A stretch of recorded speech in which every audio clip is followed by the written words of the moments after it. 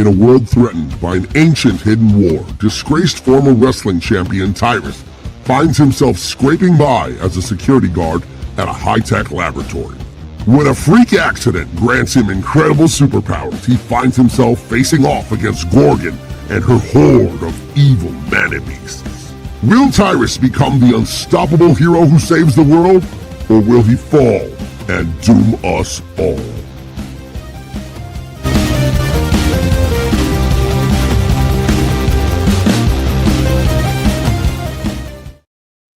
Hey guys, Gabe Eltaeb here. A very special night tonight. I'm here with my great friend, the great Jericho Green. It is February 10th, and the New England Patriots are who we thought they were, and the Denver Broncos. I don't know if they would have won, but they wouldn't have done that. How you doing, Jericho? Fine, man. That was that was a boring ass Super Bowl. And why? I was hate watching that thing because poor Bo Nix broke his ankle, and who knows what could have been. Yeah, and same here. I hate the Seahawks. They're in my division. Had my team been healthy, I don't think they would have been there. But why didn't they give the MVP to the kicker?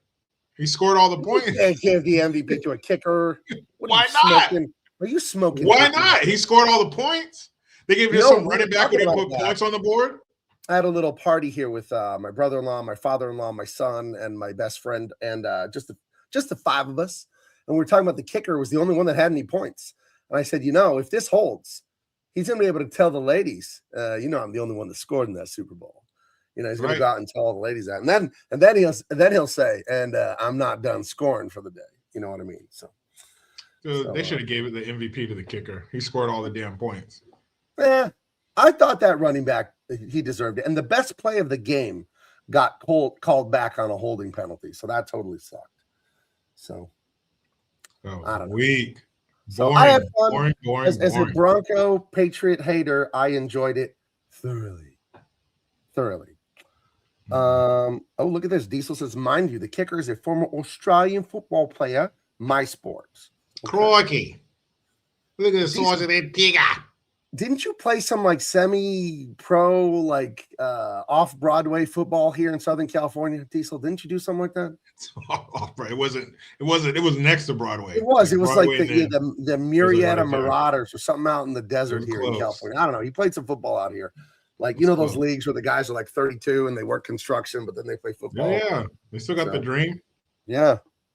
They still got some Polk High School left in them, I would Yeah, that's the thing about football that's so sad. The last time you suit up, whether it be high school or if you're lucky enough to play in college, that's it. There is no pick-up tackle football. There is no such thing. Just pick up basketball, tennis, golf, anything you want to do pretty much the rest of your life. Football, it's done. You're just done. It's like a teenager or early 20s. You're done forever putting the helmet on.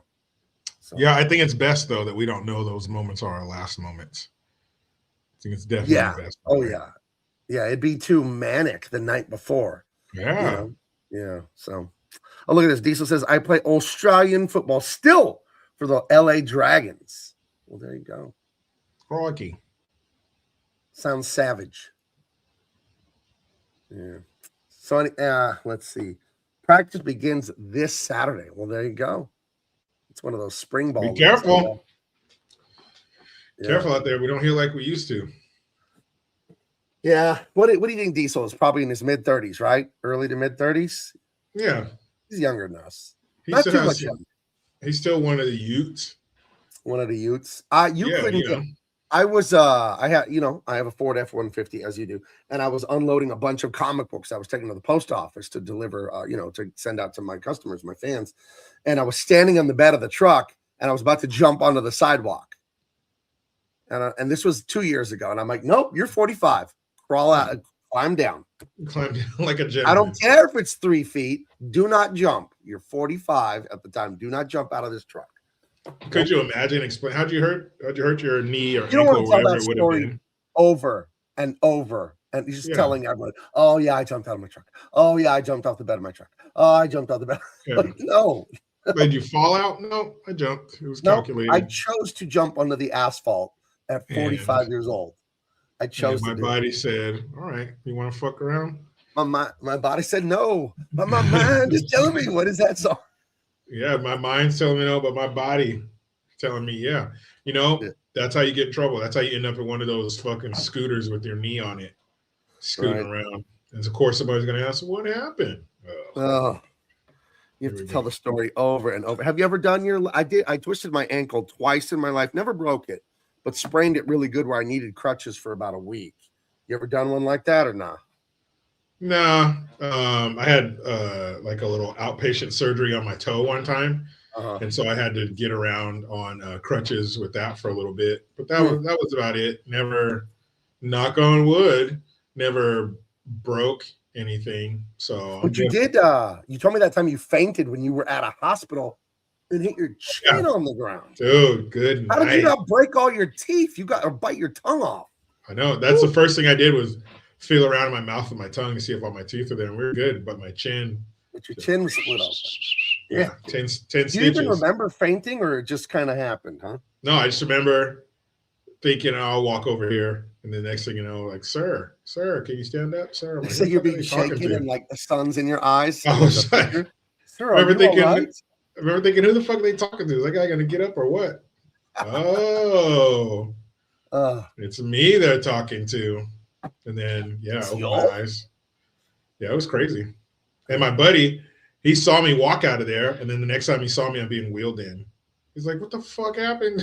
I was like, it's all your fault, you piece of shit. Because you were at the hospital because your friend was hurt, right? Yeah, he is And then dumbass. He ended hurt up his getting toe. screwed up. He got his toe wedged under the door. Oh, His big toe wedged under the door. And you can imagine the gap that's under a door is not meant for your big toe. So it was, when I say it was wedged under there, it was wedged. Imagine standing too close to the door and just yanking the door open. I've done And that. I told your you toe just going right under. my index toe. I don't know what it's called. The second toe. I opened the bathroom door, and the door came and just scraped my nail off my toe. Yummy. It was not great. And I Yummy. did, and then that took 6 months to grow all the way back. And then I was in my backyard and I stepped at a concrete step and missed it. And my toenail caught the edge of the step just right, the little grains in the concrete and all that, and peeled it off. Like a week after I had been looking at my toe and said, huh, it grew back. Well, good. So, this will never happen again. Yeah, it's back now. So knock on wood. It's been like 10 years I've had the toe intact. Knock the shit out of that wood because, that sounds devastating. It wasn't great. I remember when I ripped my toe off with the door, the bathroom door, I couldn't sleep that night because my entire leg, I could feel the pulse. You know, that transitory pain. Yeah, it was like a nightclub on Jersey Shore. Just all night long. Yeah, it's all bad. And after my surgery, I put my foot up, elevate your foot, blah, blah, blah. That did nothing. So I don't know if they prescribed anything. It was just ibuprofen or whatever, but I'll tell you this, you could tell when it was starting to wear off. That's for damn sure. I was like, oh. So then you get it down to where, all right, it lasts this long. It's about now I should take it to avoid, the pain. So I got it down, but man, when that shit was wearing off, you knew because that throbbing pain would come back. And you hear about injuries like turf toe. And I actually finally had that explained to me. It's actually pretty fucked up.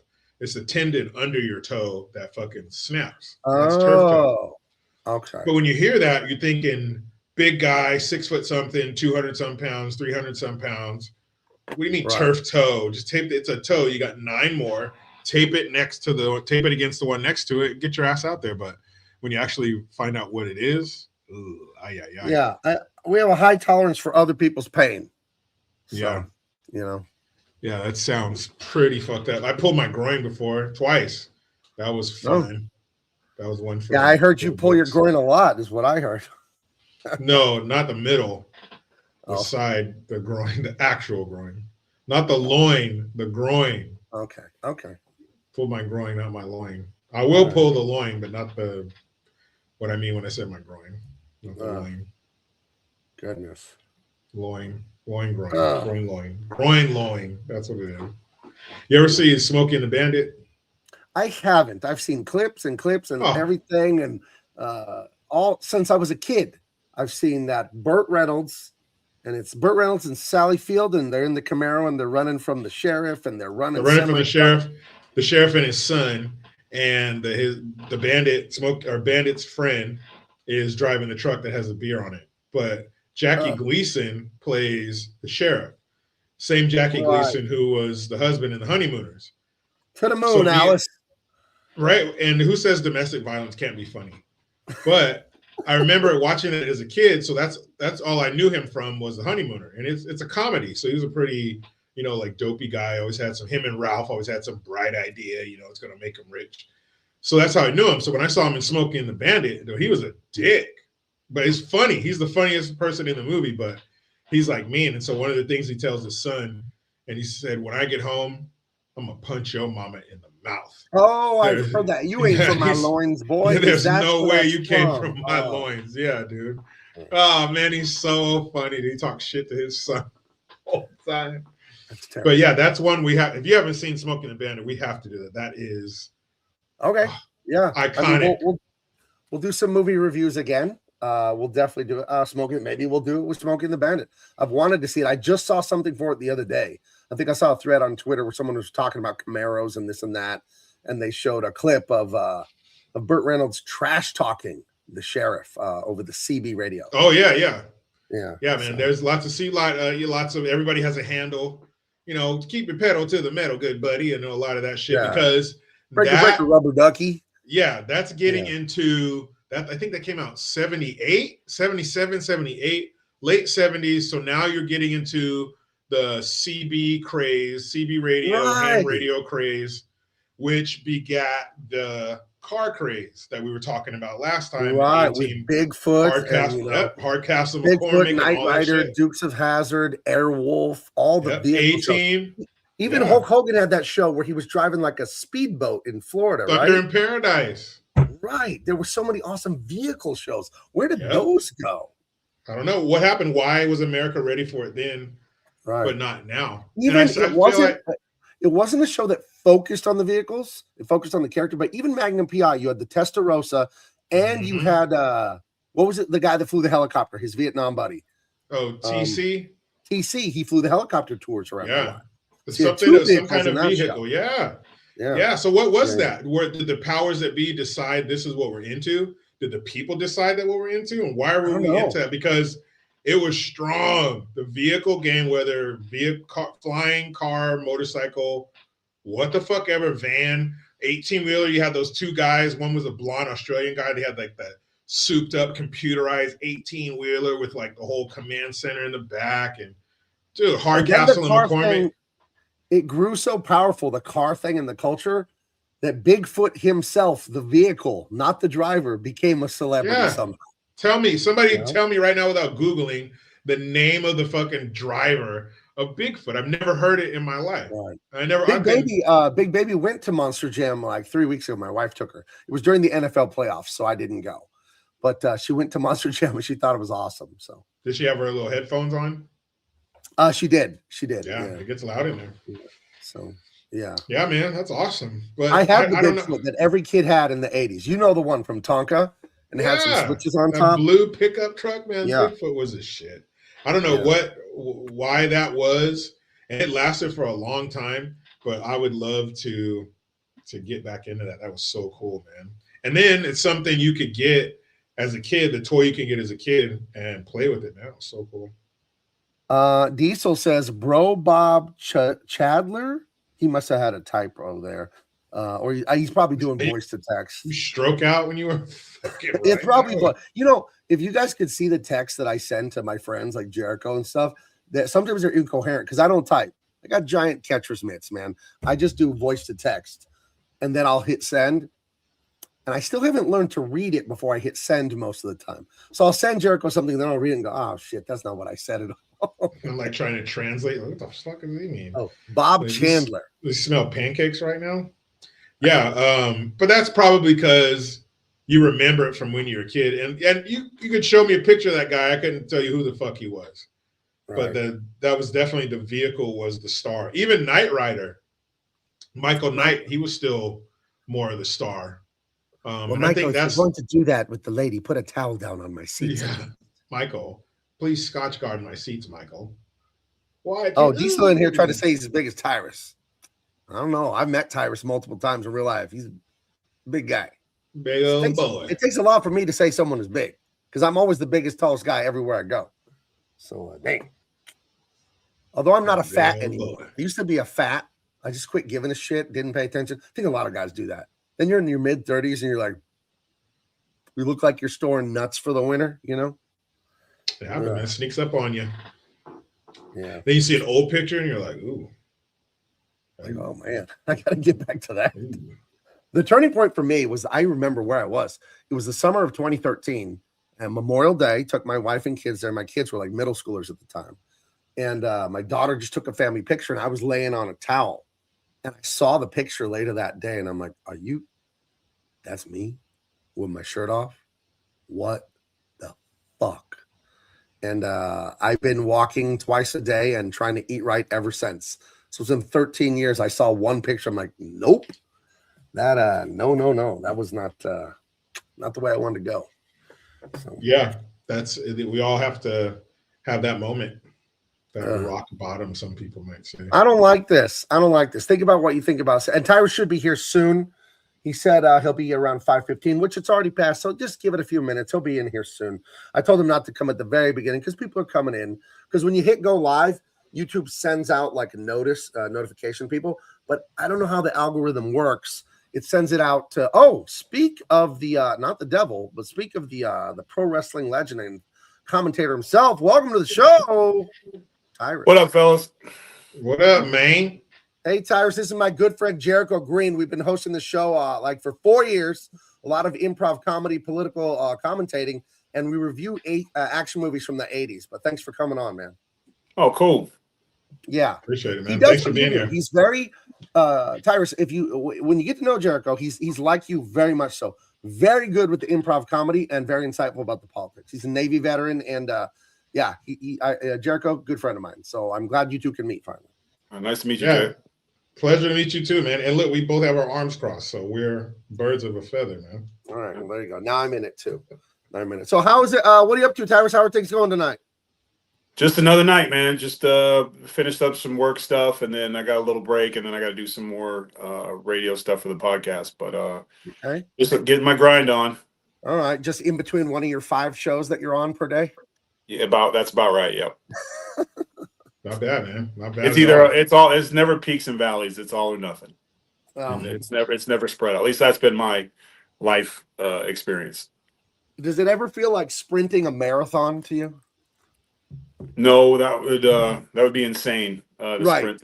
Yeah, but no, it's you kind of get in your routines.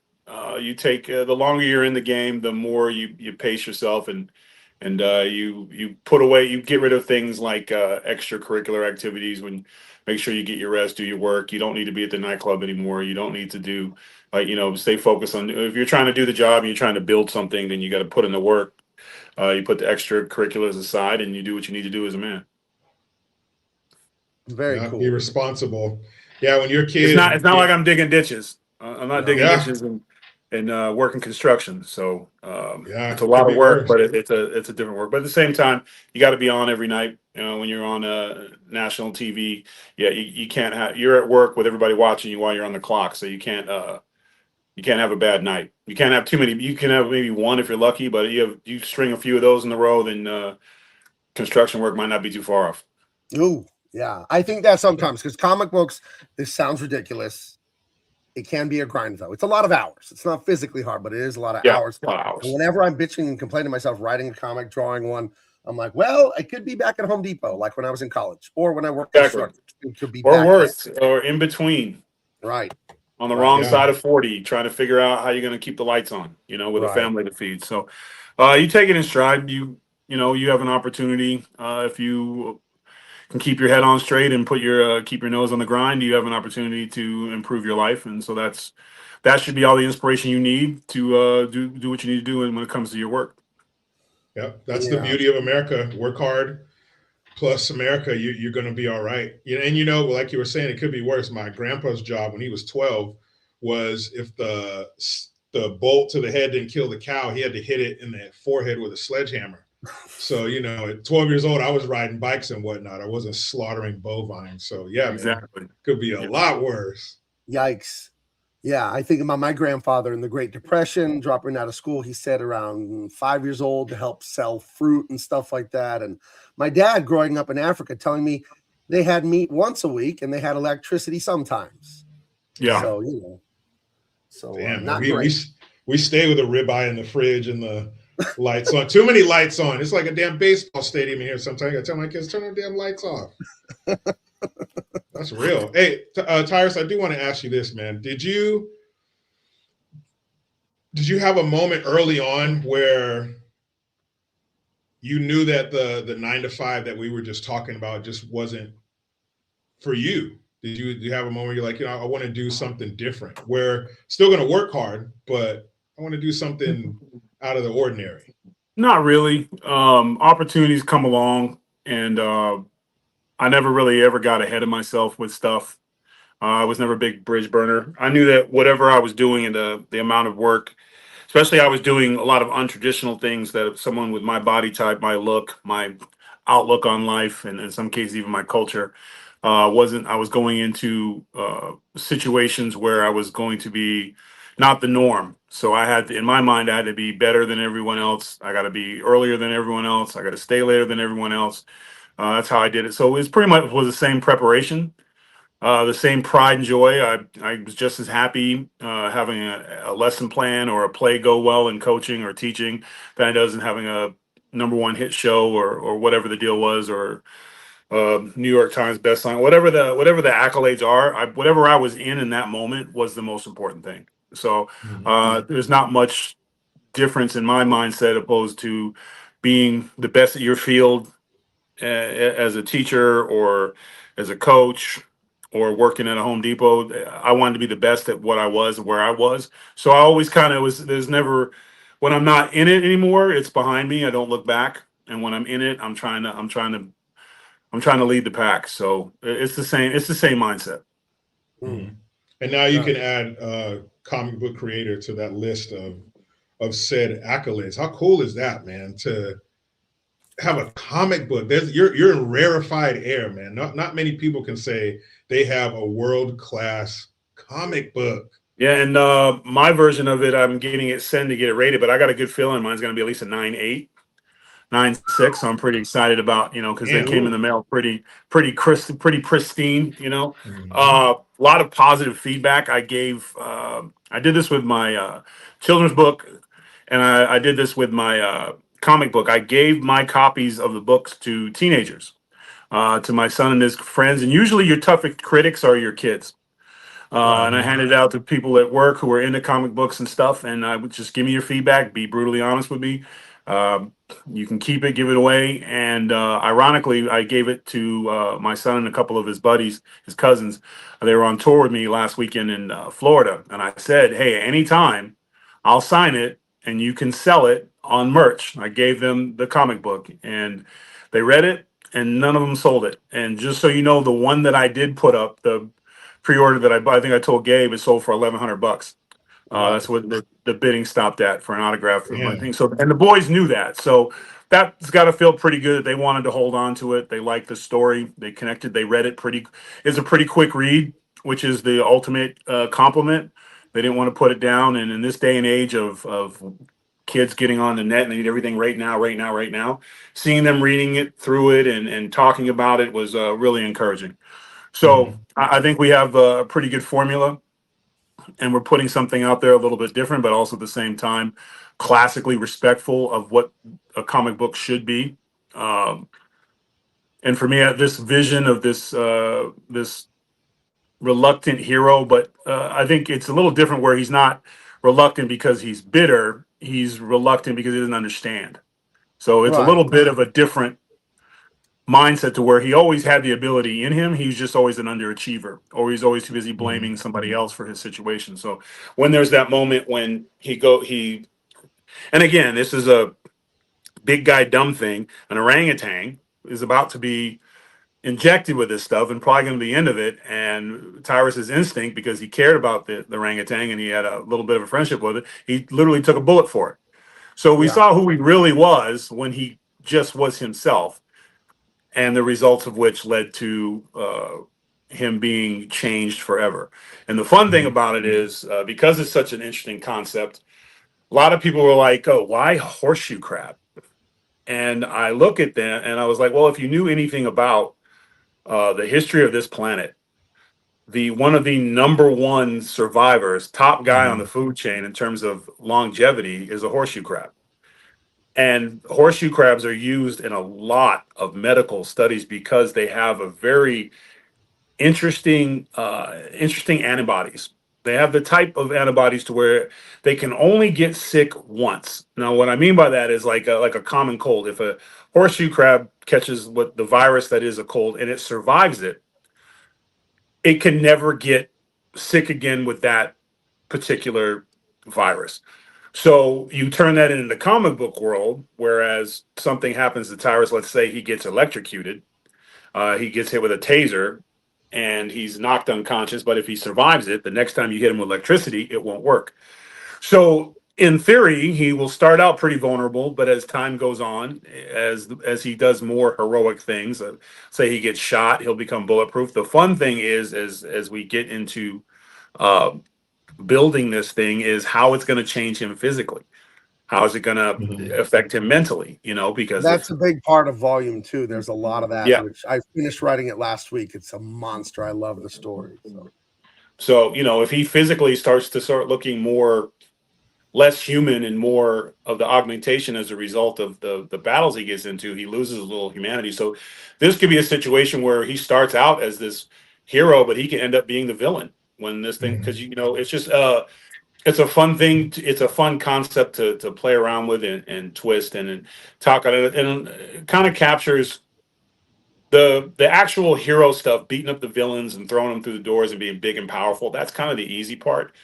Focusing on the stuff that makes you endear to the hero to create to the audience, that's the tough stuff. Like that's you got to be. He's got to be human. He just can't be blue and jacked and beating people up. There has to be a rhyme or reason, a weakness. And I think that was encapsulated in this, and it's just a fun read. I read it.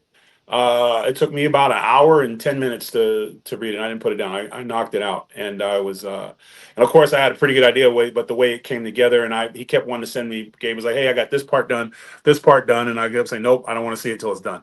And I think that was the most exciting thing was to read through because you give ideas, you collaborate, you push stuff. It's your, and even the original drawing of what he was supposed to be like, he was a little more zombified looking, and then gave it the beauty of his artistry is he makes it human, very connectable. He's not, you know, and he didn't lose the wit and the sarcasm. I think there's a difference between being funny and a smartass, you know, and we like Spider-Man, Deadpool, they got smartassery on lock, right? But there's a thing where you can look at life and make fun of yourself, which they don't do. They make fun of everybody else. So Tyrus, a lot of times, you know, there's that, I don't want to spoil her, but there's that great moment where he has the crown, you know, and everyone is like this, that, whatever. And he just says something very typically that I would say. He made a joke about himself and then he was like, oh, I'm just kidding, here, take it back. That, I think that is something that's sorely missing. You want to have a character that's relatable, but at the same time, you want to have a character that can make fun of himself. And when you can make fun of yourself and you can make fun of your shortcomings, you can fix them. And so I think there's a lot of connective tissue to this story that the average young man will I think be connected to. And it's the type of thing where it's not he ain't no punk. It's not a like there's enough there to where the entire family can read the story. It's not anything to where the kids can't watch. We're not trying to push any envelopes. We're not trying to conjure up some political view on this, that, or whatever. We just want, I don't care who you vote for. It's a fun adventure, fun story. And it should just be as that. And whatever happens with it. Obviously, it's a business and you want to do well, but at the same time, there's little things in life that, let's say, for whatever reason, we end up not doing another comic book or whatever. This is one of those things in life where you look back and you're like, man, I got a chance to do something I wanted to do, and it is something that you can always be like, hey, I did this or I did that. So But fortunately, it has been lightning in the bottle, just pre-orders, and we'll continue to grow as the success dictates. But I'm excited that we're already getting ready to work on 2. Yeah, I And want we're to going to start keep things drawing it going. right away. I'm going to go over another So, draft. but anybody who's looking for just it's just fun story. We're not trying to change hearts and minds. We just want to give you some fun. Use your imagination. Maybe you don't have to swipe up and swipe left. You just have to turn the page. And I think we're pushing that. We want to get back to that. Let's turn pages and not swipe. All right, I'm sorry I messed with the layout there at the end. And that I didn't mean to do that. Real quick, I just want to say from my end of this process working with you, man. First of all, I appreciate you. And you hit me up like 3-4 years ago when I made that splash with DC Comics and all that. And I remember asking you about a year or so after I knew, hey, would you want to work on a comic? Because I found out what your screen names meant because I know what planet Hulk is. Yes. And then Tyrus Smash. Oh, Hulk Smash. I'm like, oh, this is a comic book guy. And then I thought, wrestling is just real life comic books. And then you were in. And when we had that first talk on the phone where you talked about what you wanted the comic to be about, and the main thing you said to me was a young guy who's a screw up and learns not to be a screw up. I only thought of myself and the right. dumb I think things everyone. did. I think he's very relatable to everyone. Right. He was an Yeah. underachiever, and even worse, when he had achieved success, he didn't know what to do with it. He cannot get out of his own way. Right. He was the biggest villain and disappointment in his life up until the change, and it got to the point where everyone around him was tired of his song and dance. Like we're picking up Tyrus's story. He has already led a life of disappointment and letdowns, and he was able to get by with his physical prowess and his athleticism. But it got to the point where even the wrestling company, his relationship, people around him were just fed up and tired of being let down. So we kind of pick up at the peak of his failures, right? He's wrestling in a sold out arena. He doesn't do what he's supposed to do, and of course it's their fault, not his fault. Very typical of a lot of young men today. He ends up losing it all because he had to be right. He knew better than everybody else, so he's out of a job. And it wasn't anything new. And the person who loved him the most was like, I can't do this anymore with you. And there is a million guys who have had good women who get tired of having to pick up the pieces and carry the thing and work the jobs and take care of him. And, so it's a very, very realistic situation. And he doesn't have someone to blame, where like, or a revenge type thing, like he saved an orangutan. He's not going to get, even though it's a mystic creature, what turns out, but he doesn't know that at the time. But the point is that he doesn't have an uncle that was, or a mom or someone that was wrong. He was a screw up who has been given this divine opportunity to change people's lives. So it's a little different in the sense of the origin story, where there's not, the only sadness really is Tyrus in terms of his inability to make anything lasting or be successful. So I like that aspect of it, because before it was never, they were never, the hero was never super weak. He was just misunderstood, or he was bullied. But this is a situation where Tyrus was basically the bully, and he was basically a talented loser. So, and he kind of grows in this thing. So I like that. I think that relates more to people than avenging my uncle or my teacher or whatever, my sensei or whatever the hell your situation is. So I thought it was cool. It was different. That was the biggest thing I did ask the kids was the moment when he gets injected. Was that cool? Was that believable? And they all like, yeah, oh yeah, like I would have done the same thing, So it was kind of cool that was you wait, because when we watch stuff, let's be honest, we're all hypercritical. We're all directors. Whenever we watch, anytime I watch a Hulk movie, I'm like, they wouldn't do that, or why are they doing this? You know what I'm saying? Or you see things like that, and like, oh, that's not believable. I don't believe that. And it's like we're arguing about the reality of believability and make believe, which in itself is insane. But apparently, that's a whole career on the social media now. But it's kind of fun to go down that route. So when they're saying, "Oh no, that's cool. We would have done the same thing." That's very promising in terms of perception of young talent. Like I said, I think I got 12 copies. I gave them all away, and not one person gave them back. So that's and I'm pretty exciting. in contact with my printer to get some more made up. That takes a few weeks though, unfortunately.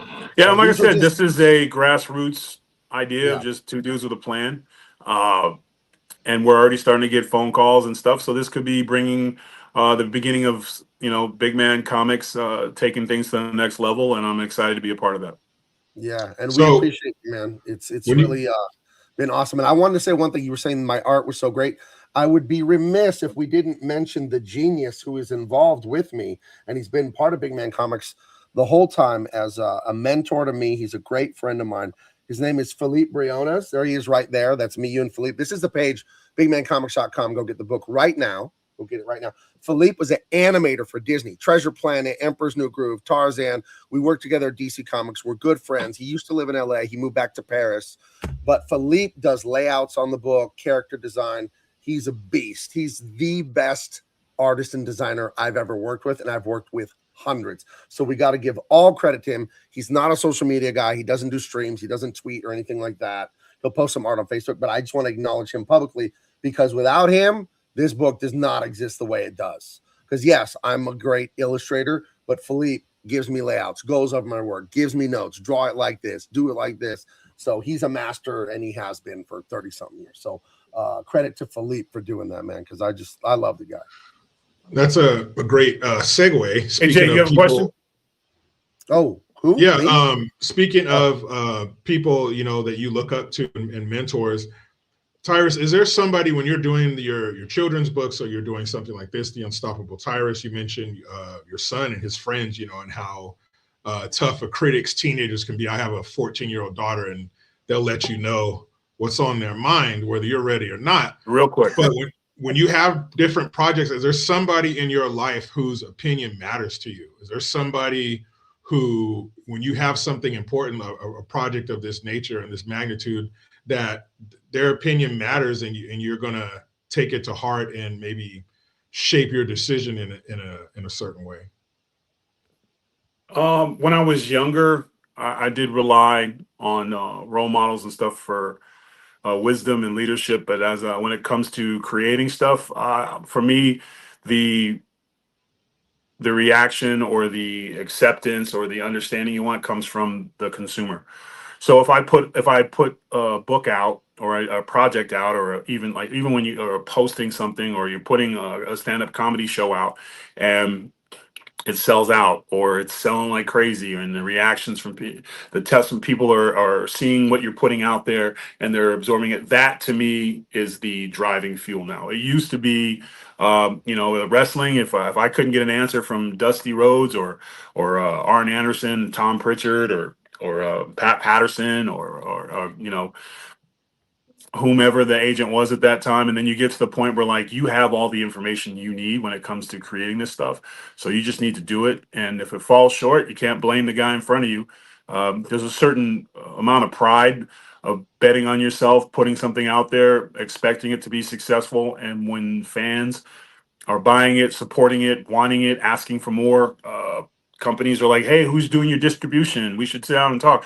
Those are the things that I look for now. I look for tangible, real, no bullshit reactions. So, and that's like I said, you can also, it's a big risk because you're putting your neck out there. You put your blood, sweat, out the tears out. Consumers like, yeah, this sucks.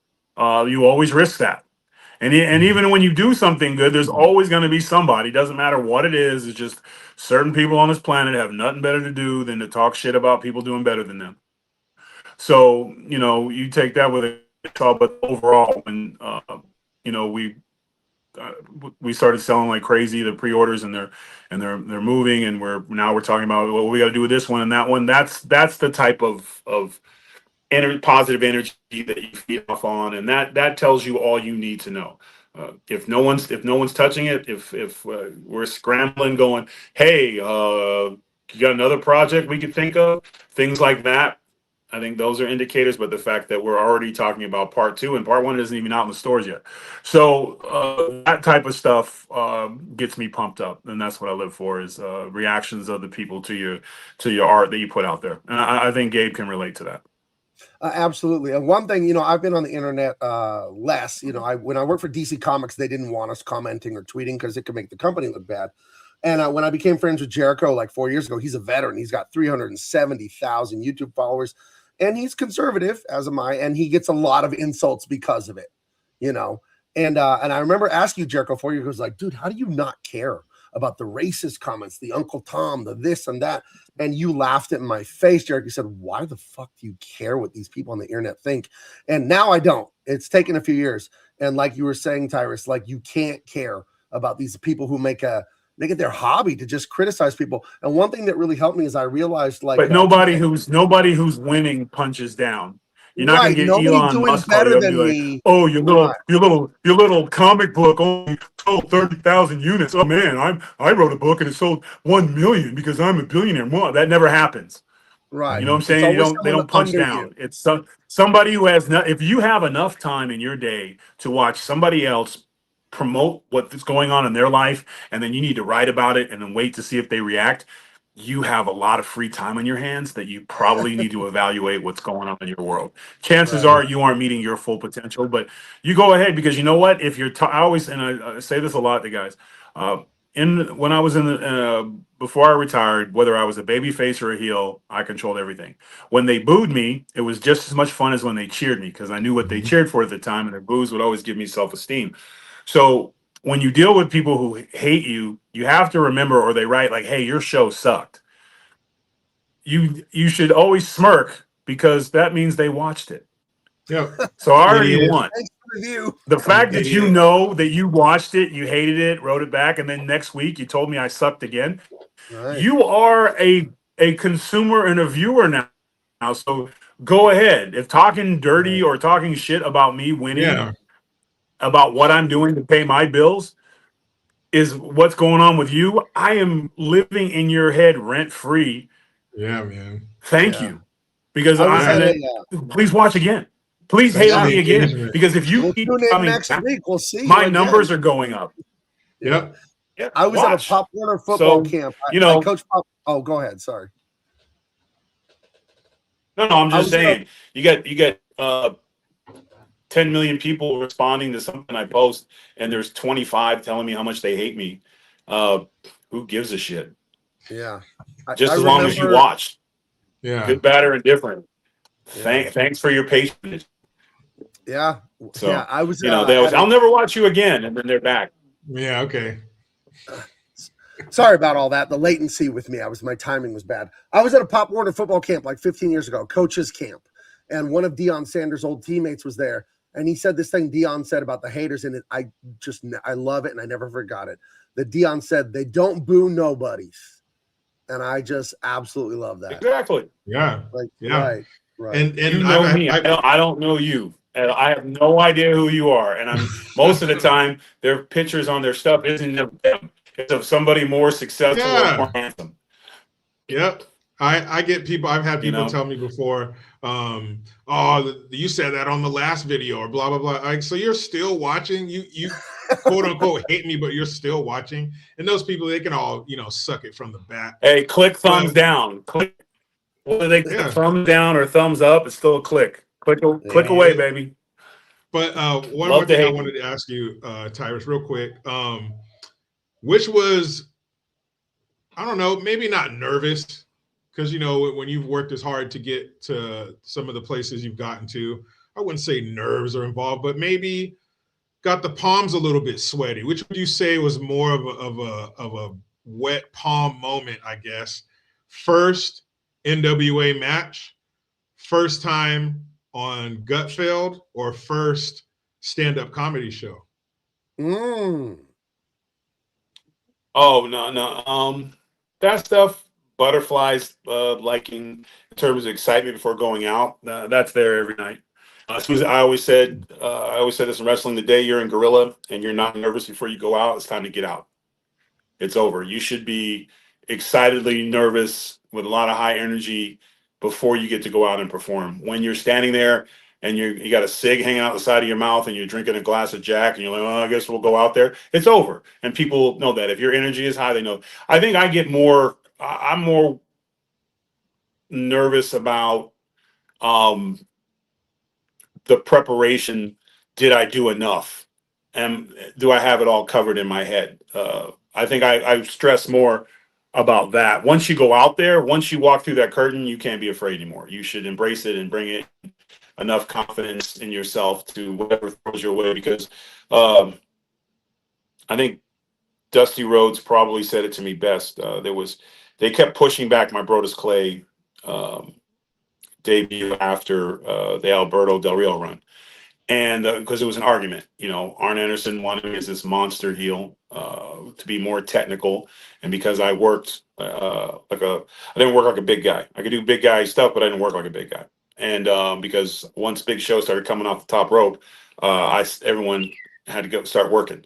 So and that was an advantage. But he said to me one time, "Let's get ready to debut," and I was this monster heel, and they did all these vignettes, and then I made a joke in the locker room because I make jokes all the time, and I made fun of, I think it was Yoshitatsu had an all-white peanut butter leather jumpsuit on with a matching man bag and shoes, and I held about maybe 10 minutes of jokes about him, and Mark Henry, I guess, recorded it, and he went and played it in front of Vince, I guess, as the rumor, and Vince was laughing. He's like, "This guy's funny.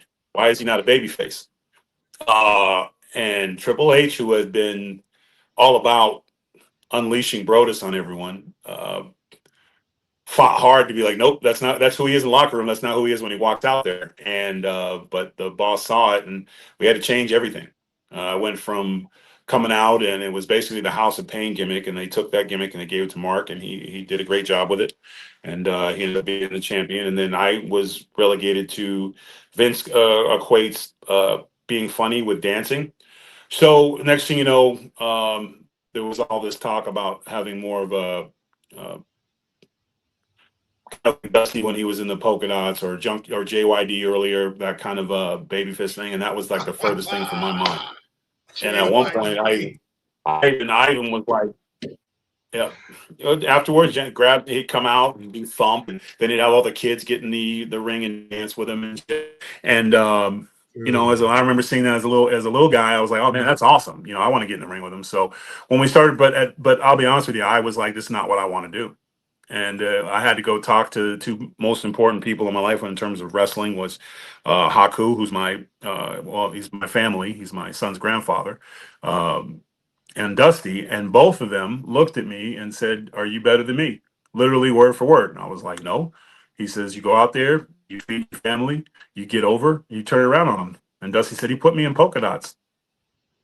I was like, "Yeah. Do you think I like polka dots?" And I was like, "No." And what did I do? You turn it around. So he wants you to come out and dance and stuff. How you gonna make it work? And once they said that, I was like, "Oh, I got to figure it out." So that was tough, but and then I was smart. I ran up to Naomi Trinity. I was like, "Hey, man, I don't dance at all, and he's not gonna let me go without this doing some kind of dance shit. Can you help me out?" And her and her little sidekick, they got together with Dusty and me, and we came up with that. And me and my weightlifting buddies. Hard Knocks with Funkasaurus, and I just remember standing in the gorilla, and I was like, "Man, this is either going to be awesome or this is going to suck."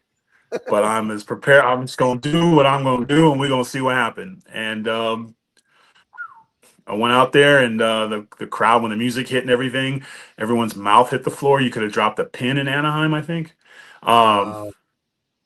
And I went out there after I did the pyro and dance and everything, and the crowd, you could probably drop the pin. And then one guy who had his head shaved like my mohawk, and he had the cutoff trap T-shirt, and he was standing there holding his little popcorn, and he had like one tear running down his eye, and he was like maybe a couple of days over 40, and he just was like, "You suck, Clay," just echoed through the entire arena. And I just turned and looked and said, "My bad." And the whole place went nuts. The whole place cheered. You're not supposed to look in the camera and talk, but I was like, I'm fucking dying over here anyways. So you might as well go out. Clearly this gimmick sucks. And but I'm like, and then the cool part is like my boys though, man, Hawkins and all the guys that I was with in the Brian Myers and Crime Time and all these dudes, they were arguing to debut for me, knowing that it was going to be a squash, and my boys had my back. And I think that was one of the coolest things is hearing Brian Myers walk up and say, "Hey, I'd like to be Funkasaurus's first match." I'll never ever forget that kindness, and knowing that your boys had your back. A business that has not traditionally always been like that was a really cool thing. But then after I yelled out, my bad, and the place kind of. Then I shot him in the corner and I yelled, "Should I get it? I mean, we're dying here. We might as well have fun with it." And the crowd yelled back, "Yeah!" And it was just next thing you know, it went from complete silence to oh shit. And then I hit the Fall of Humanity, which was a giant high cross body, and they popped huge for it. They counted the 3. I got to the back, came in the thing. Everyone's clapping, everyone's happy. And Triple H walks up to me and he gives me a hug. He's like, "Don't look on the fucking internet. Whatever you do not look on the net tonight." And like I said, people had a lot to say, but it ended up Funkasaurus did more in terms of range. 3 number 1 toys. Hosting Mattel with the late great man Adam West. So I mean, it led to a lot of things. But when I was nervous about that thing, I went to Dusty and he said, "Listen, I can't teach you shit about wrestling. All you're gonna know, but I know that when you smell the popcorn and you hear the crowd, you'll know what to do. I'm not worried about you. So just go do your thing." And ever since I had that pep talk, I really haven't needed one since the rest of my life. Like I just lean on the guys who helped me get there, because there's no Tyrus without Arn Anderson or Dusty Rhodes, John Laurinaitis, or Triple H, or those guys like that were able, and I didn't understand now. I know that there will never be another situation in my life where I will be that uncomfortable, that out of my element. I mean, hell, even wanted me to wear all red. And I can tell you, with the exception of Kool-Aid, no big dude looks good in all red. So, but you turned around, you made it work. It also inspires you to get your ass in shape, cut down and lean out a little bit. But so that was probably, for me, that experience with the Funkasaurus, which led to just unbridled confidence when it comes to walking that aisle. Yeah. Like, just doesn't matter. It's all the same. I will never, ever have to dance and rip pants off in front of families and sold out arenas again. And the night's still still young, they'd be man. excited You never know. to see it, Yeah. No, it's a nice old. As a matter of fact, man, I told him, I was like, "Look, I have like 6 text messages right now, like, hey, we're ready to start." But again, hey, did we do the reveal? Do we know who got it? No, we didn't. Real quick. Let me pull that out real quick. I have a random number generator, and I have a list of all of the people on my mailing list. Pull those 2 things up. I'm going to randomly generate the number on random.org. I have it in. We have a drum roll. Let's get a drum roll here. I do have a sound effect in here. Media assets. Junkyard. Oh, awesome, dog. cool. Okay. Yeah. JYD grabbed him. The closest thing it has is this. He was a Bama. Dude, the tights, the white boots, the chain around the neck, and when he team up with Hulk Hogan too, man, that was Saturday morning. Oh, hey, man, before he got to the WWF in New Orleans, the JYD was bigger than Hogan. He was Who Dat. The Saints picked it up. Who Dat is from JYD. Oh, they I thought it was from the scream that when he would walk in New Orleans. Oh, no. Who Dat is from JYD. His big feud with Butch Reed and his feud with the Funks. New Orleans, it was like, who was it? The Assassins. And they came out with a shirt that said, "Thank God for sickle cell," and New Orleans was going nuts, and JYD came out and just opened a can of ass whipping on him like you have never. Back when wrestling, when you could do some shit back then, but he whooped. And JYD put hand. I'm telling you. By the time he got to the WWF, man, he was so over in the South. He was so over in New Orleans. He would sell out their big stadium in New Orleans. Was the Silver Dome. Like, they would sell out back then when those guys, Midwest and all those other territories. Yeah, he was legendary. Yeah. We got the version that you saw of JYD in the WWF was him towards the end of his career. But when he was coming up, he was the man, if there ever was one. That is the My coldest. goodness, that's fucking All right, so shit did But we? see, you gotta love. I've heard in my I love the life. behind the scenes lore because when that's hitting, when WrestleMania starts, I'm Oh, 5, man. 6, 7 years old. I'm a little guy, loving Roddy Piper, loving rest in peace the Hulkster. My goodness, how sad. That was my birthday this year when he passed. I remember hearing that on the radio when I was driving home from Comic-Con. And Jericho and I, we review tons of 80s and awesome sci-fi action movies. And one we love is They Live by John Carpenter, like 1988 or something. And that has the greatest 8 or 9 minute fight scene of all time. Roddy Piper versus Keith David in an It's a alley. really long fight scene. I love that fight scene. It's ridiculous. Yeah, it's a really that's when both guys have. That's one of those. Both actors have really big egos, so they have to both show well Yeah. fighting. Because I've done a lot of fight scenes in movies, and typically it's about you do about 8 hours of work for about 16 to 20 seconds of actual fight. That makes the screen. So that 8 minutes was probably 5 days and 6 nights of filming for that 8 minutes. So the work that went into that is incredible. It's a fun one. But before where are we at? Do we have the number? I have the number. Real quick, Jericho, do you have a quick question? No, He no, does no. have Go to ahead, scoot. Go ahead, Okay, man. the Go number is okay. I'll play the stupid sound effect again. Sorry. Where did it go? Where'd it go? The random number from my mailing list I picked is 2,708. Let me scroll down, see who that is on my list of thousands of people I got to scroll through. 2,708. Wow. ahead. 78 was my jersey number.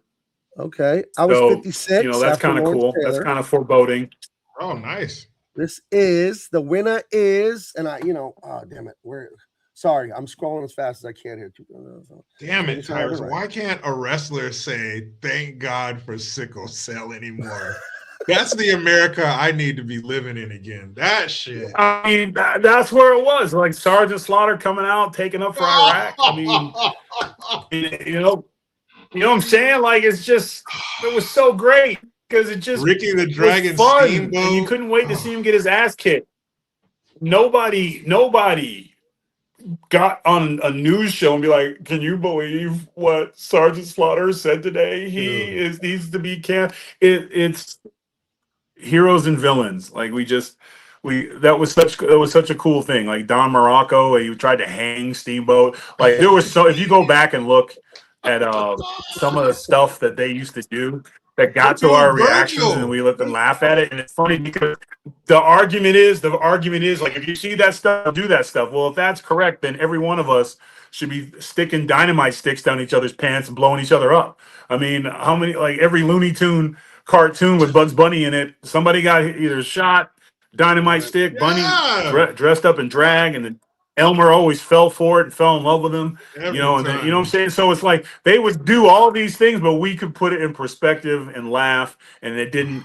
Nobody was none of these brittle people. We used to be a lot. I think we still are. We just allowed the brittle people in charge of the remote control.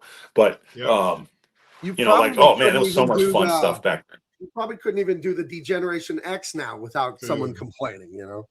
Dude, who were the two white dudes? Yeah, no. He wore the kufi and the dashiki, and it was two of them, and they were like the African Dream. It was only one. You're talking about Akeem the Dream, managed by the Slickster. Big Boss Man was Big Boss Man, but Jive Soul Bro is one of the greatest rap songs of all time. You're a Jive Soul Bro. You're a Drive Soul Bro, and you're always lying to your friends. You drive. Well, real quick. The winner of the laser engraved custom Big Man Comics, the Unstoppable Tyrus belt, would be 2,708 on the mailing list. You are, what is your name? Justin Moody. Now, you may or may not be watching. I will be emailing you according to the email address on here. I'm going to pick 2 other names in case you don't get back to me in 48 hours.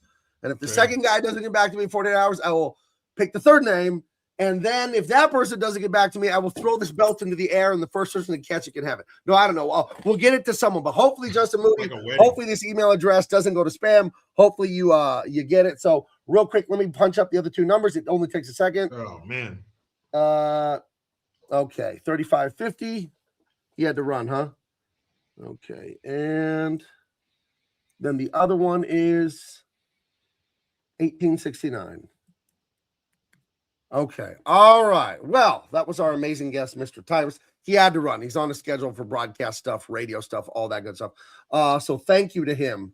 And everybody out there, I hope you had a great time with that. Let me text him real quick, and then I'll get your thoughts, Jericho. And then I think we'll do a little bit of a shorter show. So I could talk to him all day about 80s wrestling, man. So many great wrestlers, so many things he couldn't do or say today.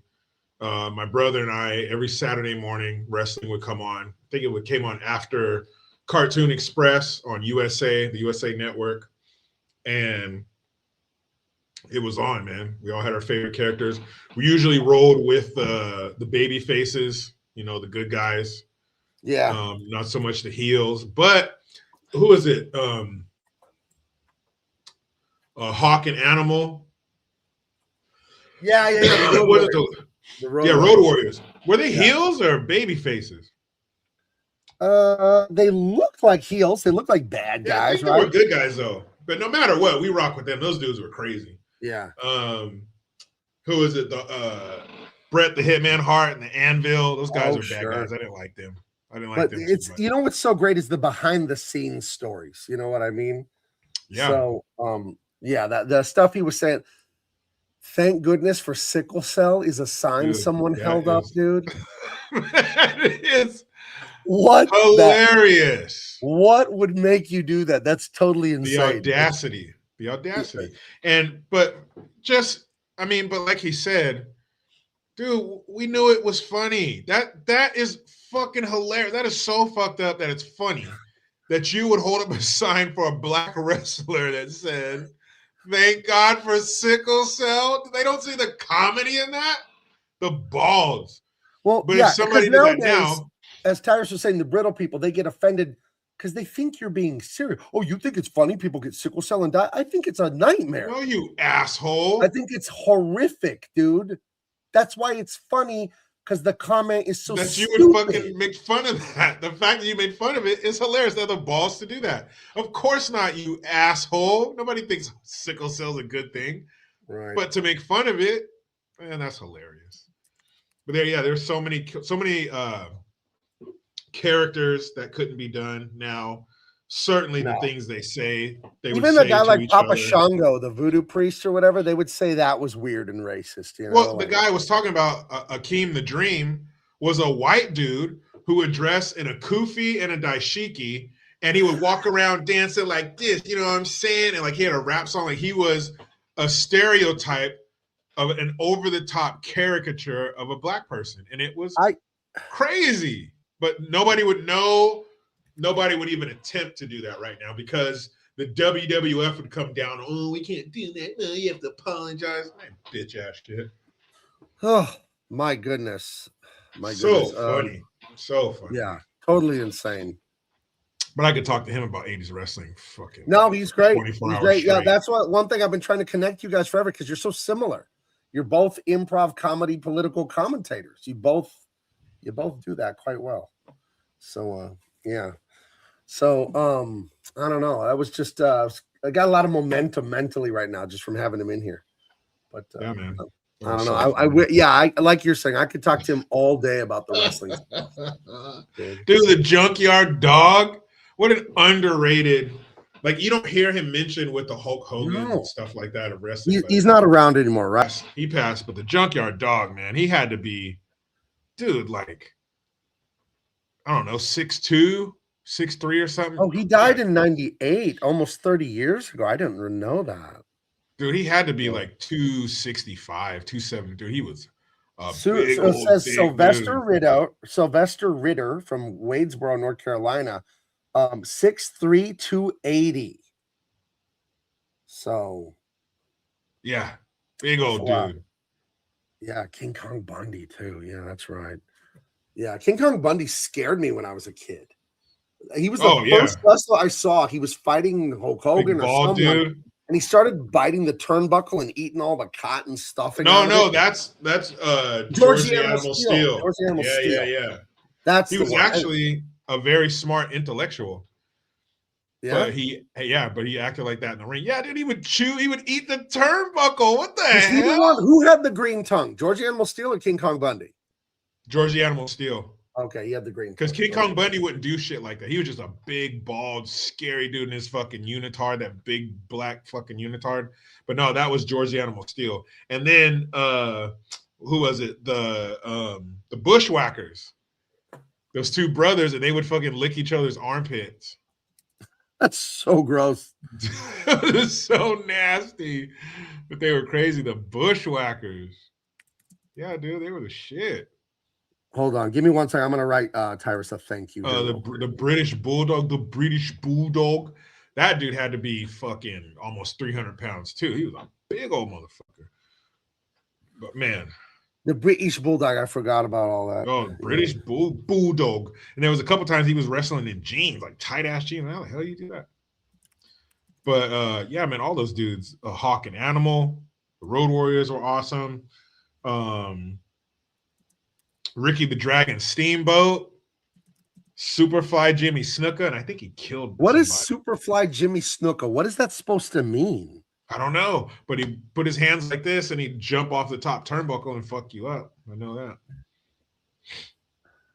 But Superfly Jimmy Snuka. Now hold on. Steamboat, dude. Ricky the Dragon Steamboat. You cannot be a dragon and a steamboat. You got to pick a lane. Gabe. You can be a steamboat. You cannot be a dragon and a steamboat. That's crazy.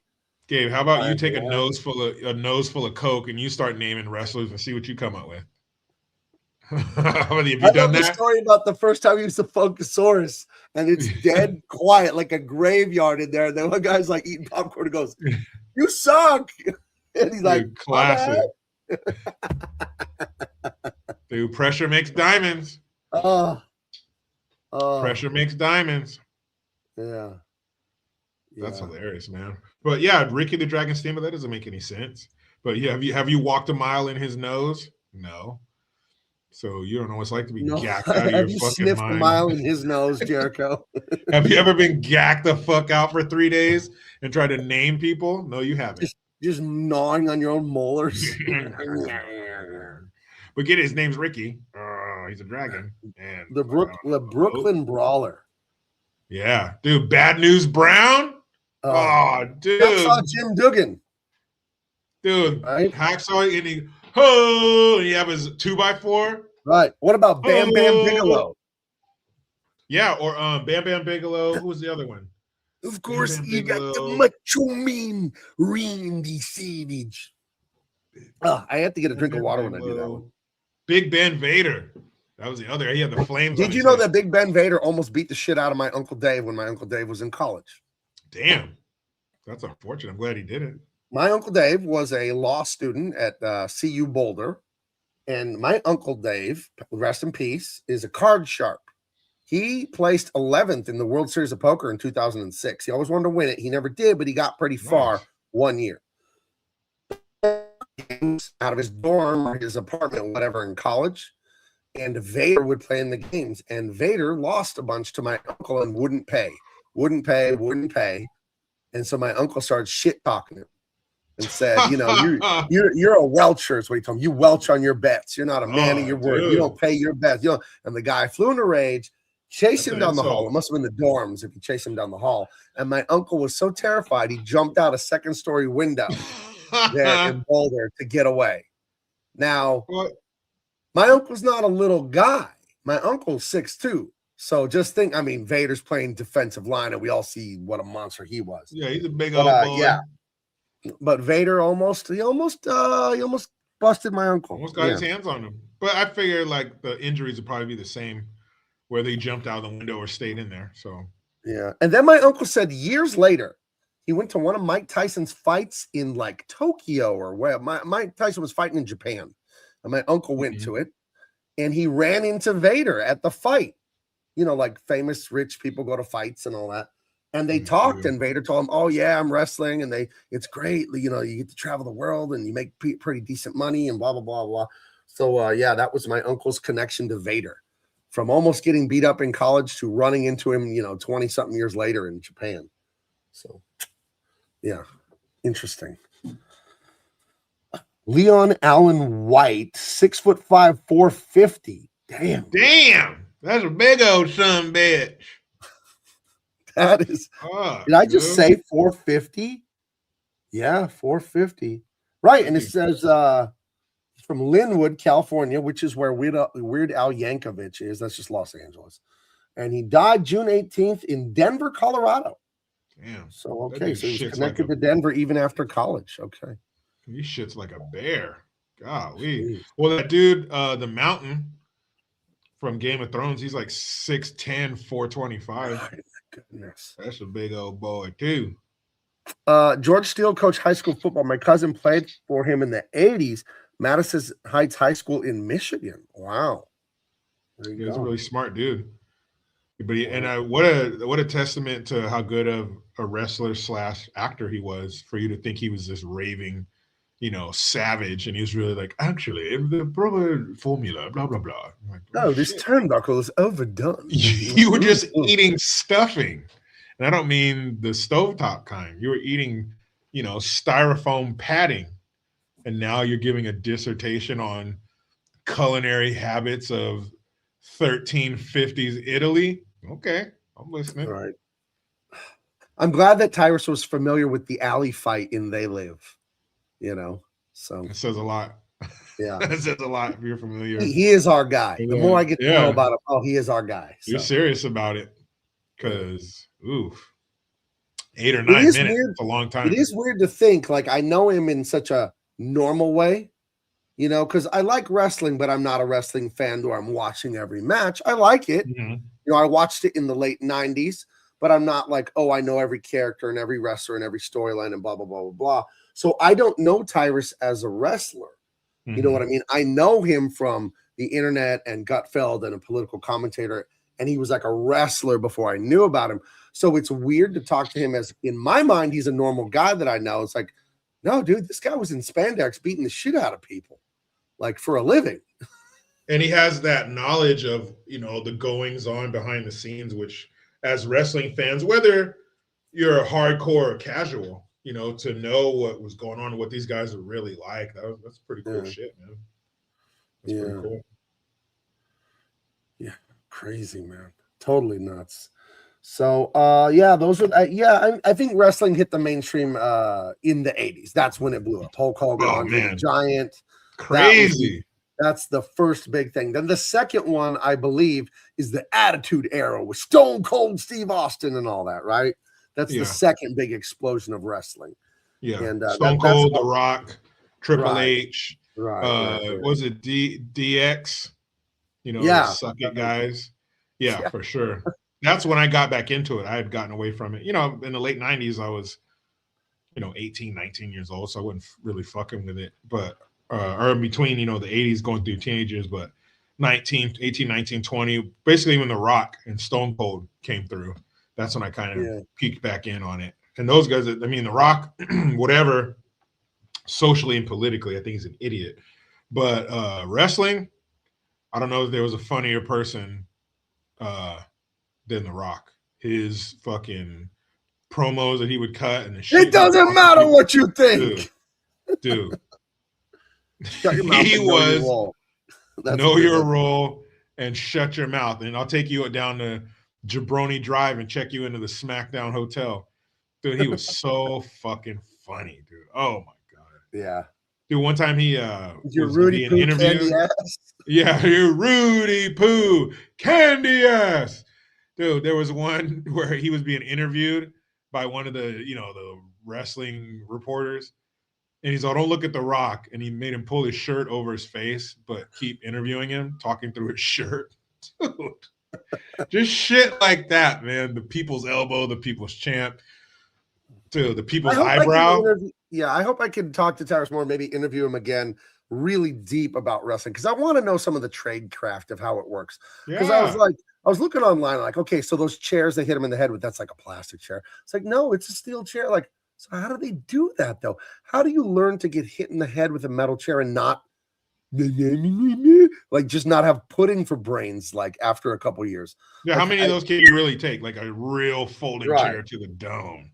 Yeah, I don't know. I don't know. That's look at none of the miser getting the quote wrong. Take your vitamins and know your damn role. I think he took a few steel chairs to the head. Yeah, you got your wrestlers mixed up, but I understand what you're trying to say. Yeah, we know what you're trying to say. That's I okay. Just understand, have some man. more malto meal. Just go relax. More malto meal, please.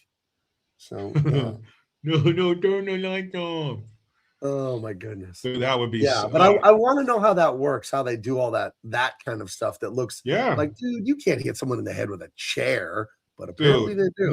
Not just hitting him in the head with a chair, but a giant of a man hitting you with a fucking chair. Like, oof, I'll let a 5-year-old hit me in the head.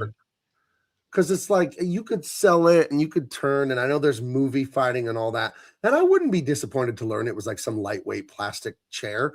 But I guess a plastic chair would shatter. That'd be a whole different problem. So, dude, that's still trauma to your dome. Yeah. And what if you get somebody who's not good at working, or they're pissed, or they hold the chair and it twists and hit you with the bar instead of the flat? Like, man, oh my goodness. Right. It could go real bad in a multitude of ways. But hey, I'm glad that they got the balls to do it, because I sure as hell enjoyed watching people, take various pieces of furniture and chains.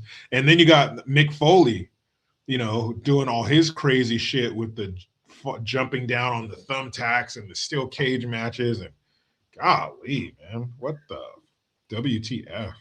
My brother, when he was in college in the late 90s, his friend gave him these video cassettes of a thing called ECW something or other.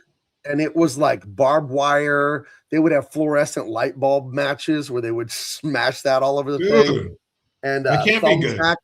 Thumbtack matches where they cover the thing in thumbtacks. It's like, yeah, this is terrible. Dude. Like, that can't. And then how they would, cut themselves with a razor blade where you couldn't see, and bleeding down their face and all that shit, dude. And we're in the 80s. We're in prime AIDS time. AIDS are at their zenith. You guys are out here bleeding all over. I remember watching that Andre versus Hulk, that WrestleMania, and crying because I thought they were killing Hulk. You've told me before you ran and told your mom they killed Hulk Hogan on TV. No, it was Rocky Mr. 3. T. Oh, Rocky 3. Mr. T. I thought Mr. T died. And in 1983, dude, there was nothing bigger than Mr. T. That's when the A-Team premiered.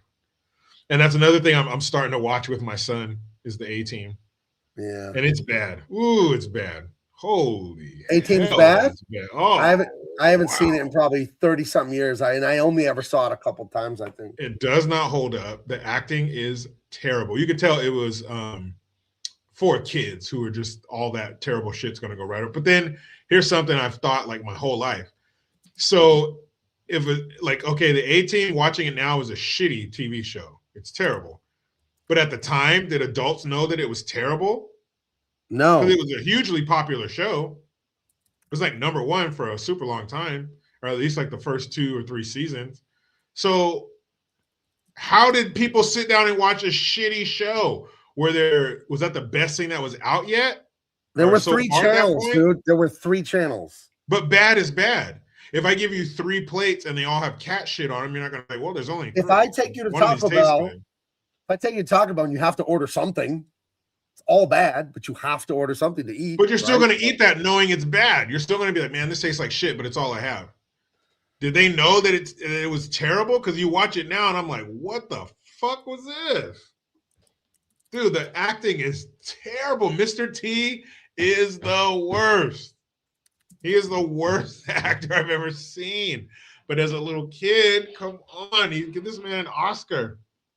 And the van, and then, hey, take those special forces guys we just captured and put them in that warehouse over there with a car, a bulldozer, blowtorches, pipes, gunpowder, fucking road flares. Like, why would you lock them in a warehouse? Put them in a warehouse with that disassembled army tank. And weren't these guys in the army? Put them in there. That's Put them in the warehouse with our rocket launcher supply. Yeah, take those hostages and lock them in Costco. Oh, fuck, we're locked in Costco where there's everything? Right. Dude, it was, whoo-wee. And I try to put on my rose-colored I told you what happened to me with He-Man. He-Man was like the coolest thing for 2 years. The My mom, coolest who'd thing. been over, was very strict, and I wasn't allowed to really watch anything. She thought Skeletor looked demonic, so I was never allowed to watch He-Man. That's a good point. So then when I'm an adult, YouTube is around, and I'm like, ha! No one's going to stop me from watching He-Man. I'm like 32 years old. I put it on, and I got about halfway through the first episode. I had to turn the shit off. I cannot watch this inane toy commercial. Sorry. But that's because you were grown. Again, Yes, I was Gabe, 32. again, you're seeing this stuff as an adult. Which No, was as a meant kid, for you I to see as know a I would have kid. loved it as a kid. I know I would have loved it. It was awesome. And yes, it was just a long commercial. And Right. all the action figures were, I mean, everybody, all the bad guys, the guy whose head spun around, the guy who had like the fish, like Merman. head or whatever. Yeah, Merman. My brother can talk like Merman, like full. I could barely do it. He-Man. My brother can totally. It's hilarious. Yeah, dude. Him, all those guys. And the cool thing about it was the action figures looked exactly like they did on the cartoon. The muscles and all that shit. It was fucking perfect. He-Man, Battle That Cat. movie. There's trailers for the movie. It looks like it's going to be awesome. And then the director of the movie came out and said that Jared Leto, the guy that played the edgy Joker with the tattoos, he's playing Skeletor. The director said Jared Leto Skeletor is like, what did he say? He's like the epitome of toxic masculinity. Why won't they stop doing this? They stuff? got me again. Why? I'm not doing it. You're not going to get me again, They Hollywood. can't help themselves. They cannot help I'm themselves. not fucking doing it. You burned me so many times, Hollywood, with these reboots and these remakes and these sequels that it's been 30 years since the original. Fuck you. You're not fucking getting me this time. The last time you got me with He-Man, Netflix. A few years ago, they had the He-Man series rebooted with Kevin Smith. Okay, we got some people who know what the fuck they're doing here. The animation, the trailers looked awesome. Awesome. Fucking piece of shit. I saw. Yeah, I didn't see that, but a bunch of my friends said in the new He-Man cartoon from 2, 3, 4 years ago, He-Man dies in the first minute of whatever episode. And then the rest of the show is two strong, independent females complaining about men and their fathers. 3 of them, yeah. Walking across, Eternia landscapes. Yeah. No, my dad, my brother, my uncle. Like it was everything. It was a bitch fest. One of the chicks had half her head shaved, so you can imagine imagine what her upper lip smelled like. It was disgusting. So, but I did see the AI generated. These would be perfect actors to play these parts for Thundercats. And let me tell you. Oh, that looked awesome. Yeah, I saw that. Yeah, Willem Dafoe as Mum-Ra.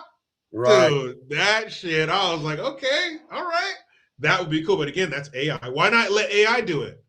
Let AI generate. Let it be like the first AI movie where it's like a half between reality and animation. It looks awesome.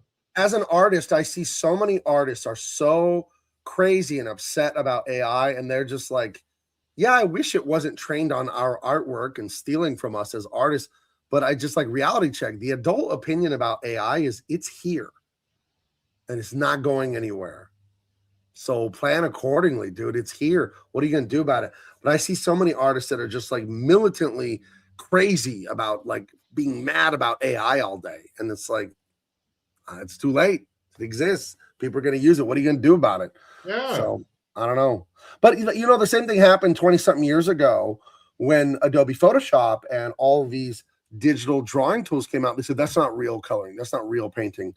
And I would implore anyone that says it's not real, I'll hand you my stuff and we'll see if you can make what I make with Photoshop. We'll see.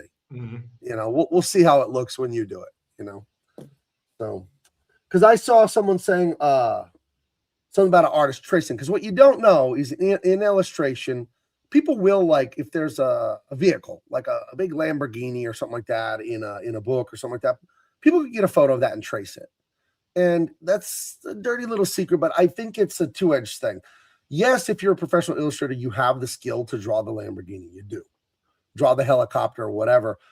But that's like a commercial business decision to like, well, I could draw this really complicated military vehicle, or I could light box it and then like fill it in the rest myself and give it texture and shading of my own.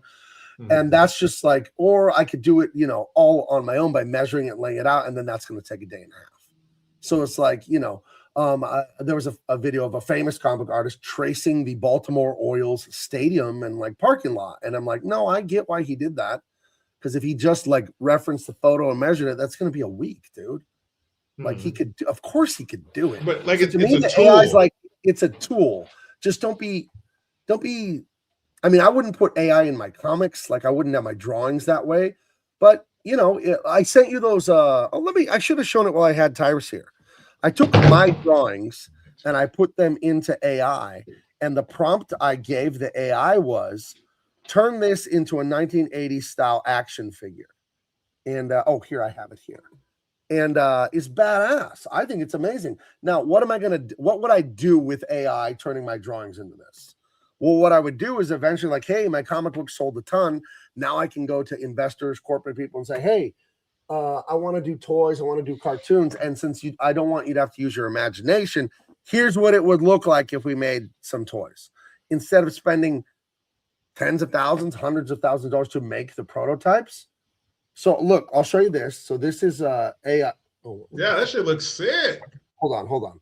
But this is AI, but you'll see that it's actually from my artwork, and I'll show you how. I just have to shrink it. It's too big. Hold on. Here we go. Now, let me open it with a different program because the stupid Adobe Acrobat is such a piece of shit. It's like the buggiest program, and it always has been. I'll open it with preview. But I'll show you my drawing, and then I'll show you what the AI did with my drawing. And then I did that with a bunch of my drawings from the Tyrus comic. Hold on. Let me find this exact drawing here. So, cool. Yeah. Okay, so here's my drawing. Here's my drawing, right? And then I fed that to the AI, stuck it in Grok, and I said, make me a 1980 style action figure, and there you go. So it turns the plastic texture, it adds the joints. Then you show that to investors and people you want to do business with.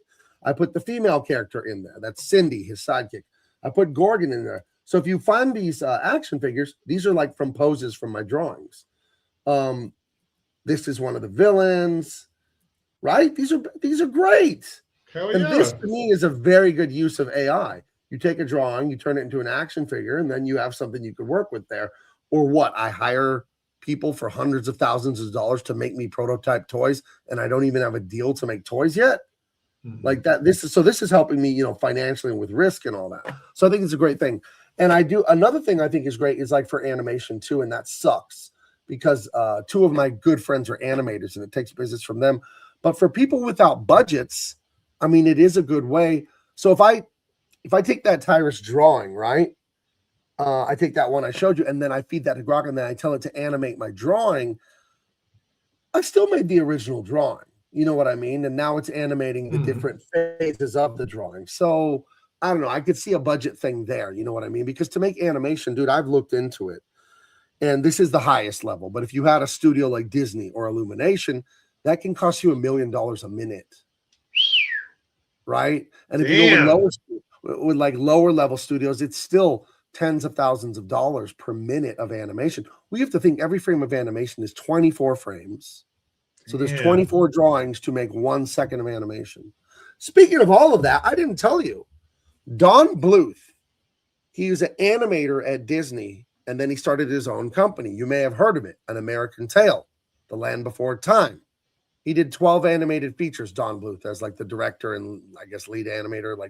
He was the Walt Disney of the Don Bluth company because he's Don Bluth. He's retired, right? He's probably in his 70s, and he has a year-long program where you learn animation from him once a week on a live stream, and then you go out to Phoenix at the end of it all, and there's a final thing you do for a week, and then there's a graduation ceremony. I got accepted into that school.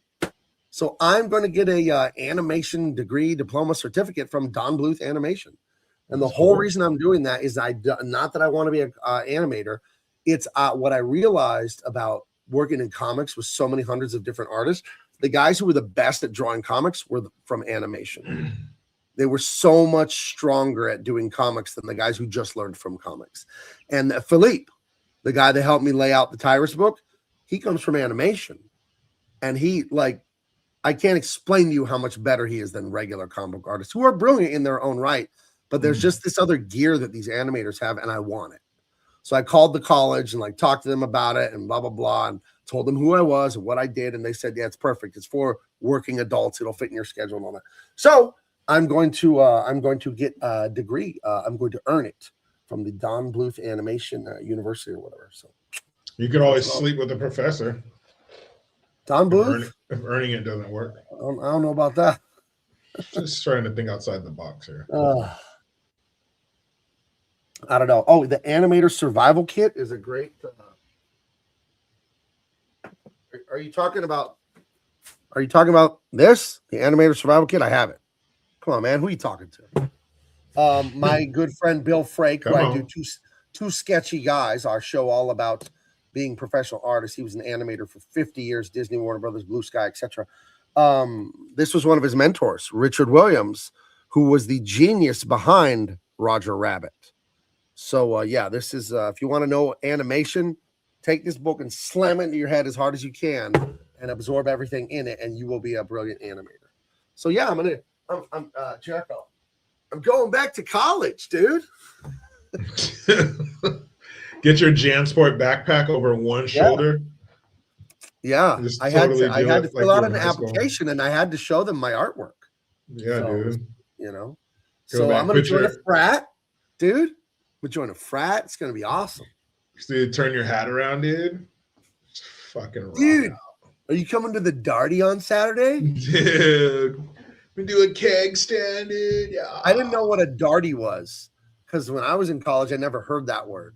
But when my son was at CU Boulder, where my uncle jumped out of a window running from Vader, when my son was at CU Boulder a few years back, he told me about Darties they would have on Saturdays. And then I realized it's a day party, a Darty. Oh. So anytime. So my son, he was in a frat.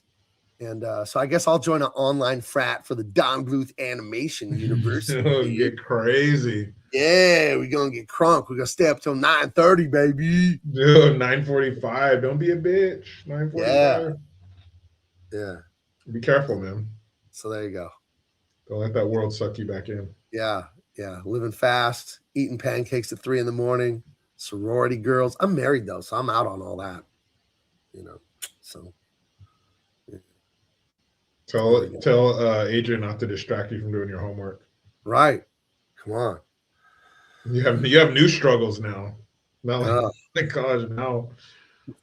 But it'll be interesting running my own comic book company, drawing books, writing books, and then trying to get my animation diploma at the same time. So it'll be fun though. But it's just like I just happened to see it online. I didn't even know it existed until 3-4 days ago. And I saw it online, and then I called him on the phone, and the guy picked up on a Saturday. Damn, they're serious. Yeah, it was there.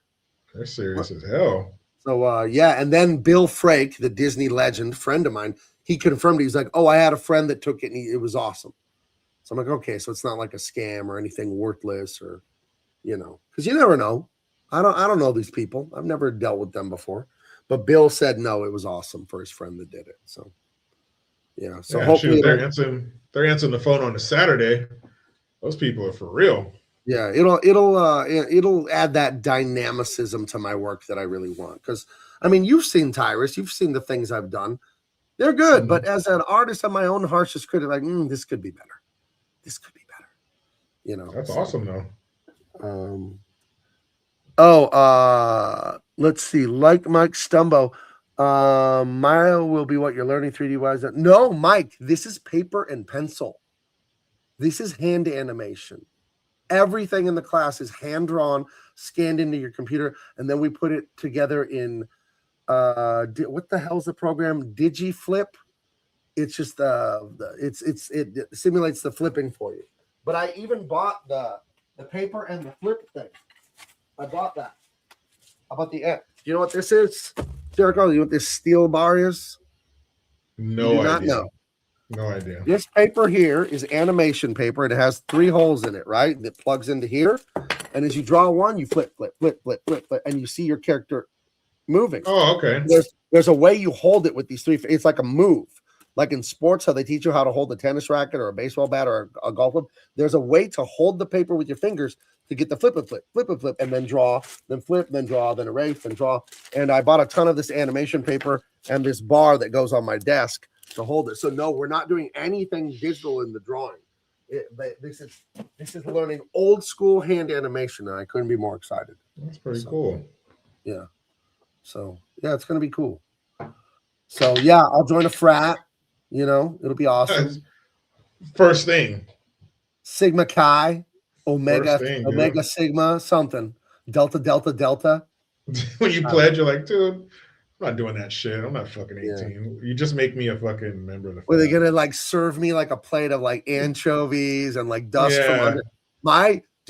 My son told me the rituals they did to get in here. He said it was brutal. Brutal. Yeah, but are you going to do that as a 47-year-old man? You're like, I'm not fucking doing that. Get out of here. Tearing my shirt off. We're going streaking.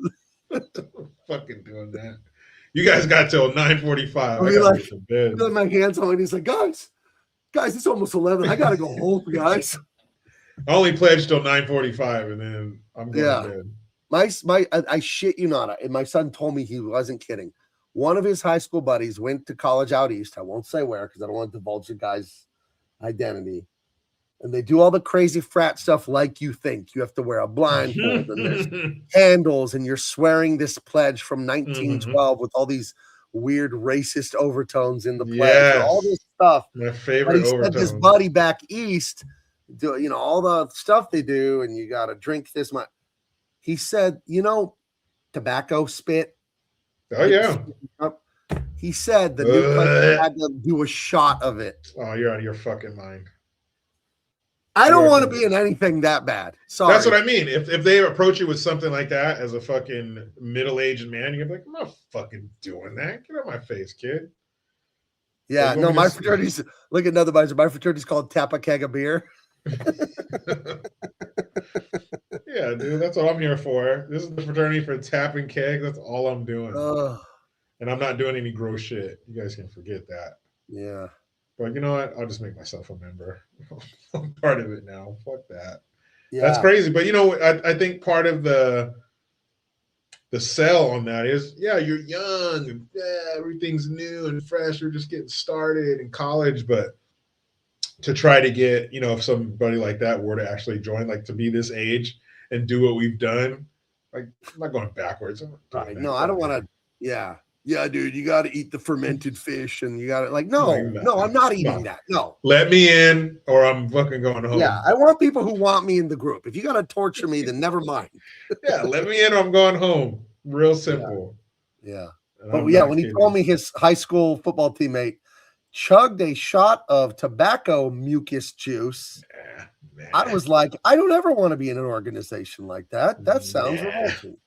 Dude, and not only is it the spit, yes, disgusting, but that's spit from a man's mouth. Get the fuck out of town. I'm not doing that. Blech. That's gross. The Ragu Overlord said, if you worked on Green Lantern in that 2007, 2013 era, you go into an elite creative status, in my opinion. Well, guess what?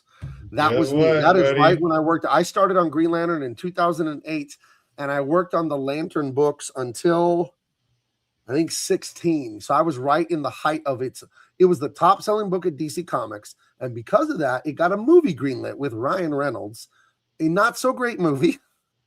But I was right there. The movie adaptation comic book, I was one of the artists that worked on it with the legend Jerry Ostrander. Let me go find it. I'm going to dig in here in my old books. Hold on, watch. Are they referring to a Lantern movie? Green Lantern. Oh, that was not a great movie. Great comic book. Great comic. Shit movie. I did so many Green Lantern comics. It might be the book I did the most for DC Comics. I did Green Lantern Corps. I did Green Lantern Emerald Warriors. I did Red Lanterns.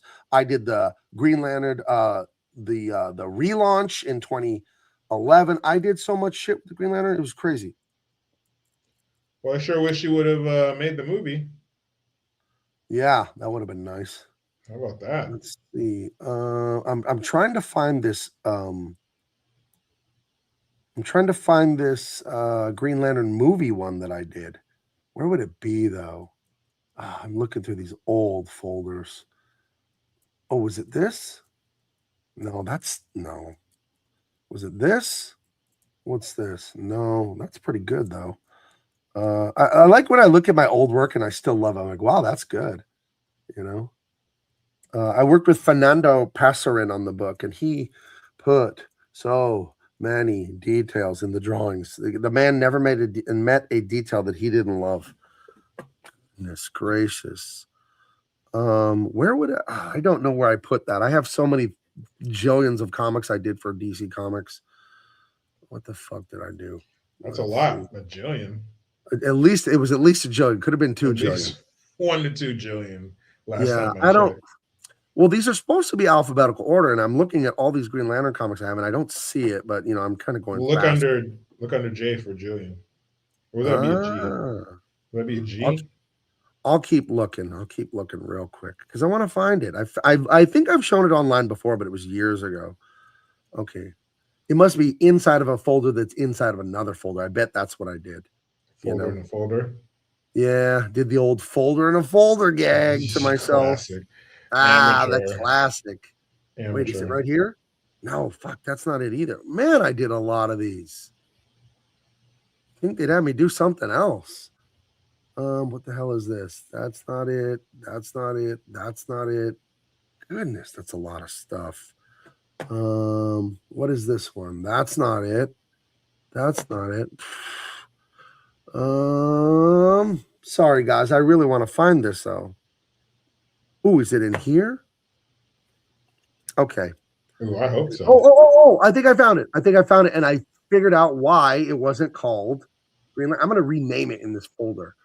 It's in a folder called Hal Jordan Origin, because Hal Jordan is Green Lantern, and this comic showed his origin, and it's scenes directly from the movie. So this is directly from the movie. But this is a book I did. When did I do this shit? 2011. It was June of 11 when I worked on this. That movie was fucked. It was so bad. It was not a good movie. But one of the worst movies I've ever seen. See, there's Ryan Reynolds. You see him? Good old Rai. Yeah, you should have. Like I said, you should have been a part of the movie. What would you do if you had a face like this, Jericho? You had a big toenail for a nose, like a horse's hoof. Not great. Hopefully, you got a horse dick, because if not, it's gonna be tough. It's gonna be tough sledding for you, buddy. There you go. Tough sledding.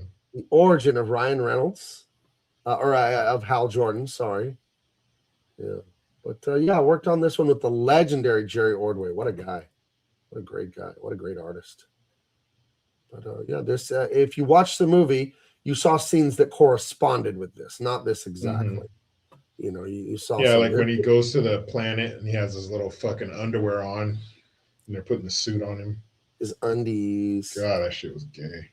All right, crash the plane. The sun sees it. Yeah. So how? Yeah, I'm going to rename that right now, that folder, because this is the second time I've been looking for it. Green Lantern, Hal Jordan Origin. There, now it's where it belongs. So the next time this comes up in 8 more years or whatever, you'll be ready. I will be ready. Yeah, Green Lantern. Yeah. Hey, it didn't take. Hold on. Okay, so we're going to get out of here. That was a fun show with Mr. Tyrus. Do you have any questions or anything at all? Super fun. Oh, man, that was way cool. I'm excited to see how successful it is. And I'm also excited to see what branches out from this. The toys, the merch. I'm excited too. Some live action animated stuff. Like what's this going to turn into? I'm very excited to see that, because one thing. Oh, go ahead. I'm sorry. You have a great product. You have a great buzz created about it. Like the ball is rolling. Everything is set. The table is set. So I'm going to see this get fucking awesome. Yeah, man. One thing it's teaching me is patience, because I can see it. I can see the toys. I can see the movies. I can see the cartoons. I can see it. And it's like, no. God works on his time, not on your time. He's not the genie from Aladdin. You rub the lamp and he gives you everything you want the second you ask for it. And then when it doesn't go exactly the way you want, you get all mad and pout and stomp your feet. Like, okay, just keep doing the work. The goals, the plans, the payoff, the rewards, they take care of themselves. God provides. It's you just do the work. Just have faith. So it's good. There were some questions in here real quick. What do I think about Netflix owning? Netflix does not own Warner Brothers. I don't know why they keep saying that on social media. That is 100% not true, and I hope it doesn't happen. Paramount just put in a sweetener to their bid today. So Warner Brothers is still just Warner Brothers. It is not owned by Netflix, and I see so many reports and so many tweets and so many things saying, oh, Netflix is going to do this with the Justice League. They don't own them. They don't own them. Paramount is trying to get them, and you better pray they do, because Netflix is the wokest of the woke, and Paramount has it's Dean Cain. It's Dean Cain's friend, the Ellisons, Larry Ellison and his son. They're much more conservative, even though Paramount does some woke stuff.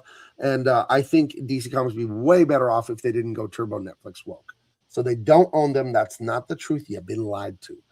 How many pages is that issue? That was a Al Jordan origin thing. It couldn't have been more than 20 pages. It was whatever I showed you. That was all of them. So I like the 20 minutes of the movie on Oa, the planet for the Green base. Yeah, it was interesting. Let's see. What else? All the more reason to have a more solid superhero universe than just 2 or 3. Yeah, and I do think comics shouldn't just be superheroes. I am writing another 80s action hero today. I'll announce his name on the air. Do it. A way of digitally copywriting it. His name. What is his name? Do it. His name is Theodore David Magnus, or Ted Magnus. And his superhero name is The Citizen. So if you like your vigilantes, your Punisher, your Batman, your street level, like vigilante kind of guys, that's who The Citizen is. And I just wrote his first adventure this afternoon. It's a short 15-page story just to introduce him to everyone. That'll be coming later. But The Citizen is my take on like the Punisher, grimy, street level, no mercy with the bad guys. You know what I mean? Like, this is tough stuff. So it's that, you remember Death Wish with our buddy Charlie Bronson? Charles Bronson, yeah. That's the vein I'm taking The Citizen in. So okay. What was the other one? Who was it? There was one, was it Death something? But it was kind of like that, but it was with Kevin Bacon. I want to say like maybe 10 years ago or something like that. But yeah, I'd love to see that, man. Like a more gritty. Yeah, no, I'm going full. Well, because they cucked the Punisher at Marvel. He hates the cops, and you guys don't know where. You know how cops wear the Punisher symbol? He was a cop. Cops wear the Punisher symbol, but in the comic they wrote that he hates that, and you're all a bunch of white sympacists, and I'm going to get rid of the symbol. And then they got rid of the Punisher symbol. Marvel got rid of the Punisher symbol to spite real life people, Marines, Army, cops that wear it. Like, F you for liking it, So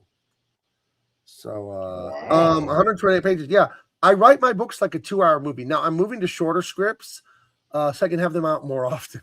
Because in the last 4 years, I've only done 4 books. I'd like to do multiple books a year. So I realized, even though 120 is about where I want to land, I'm going to do 64, 70-page stories.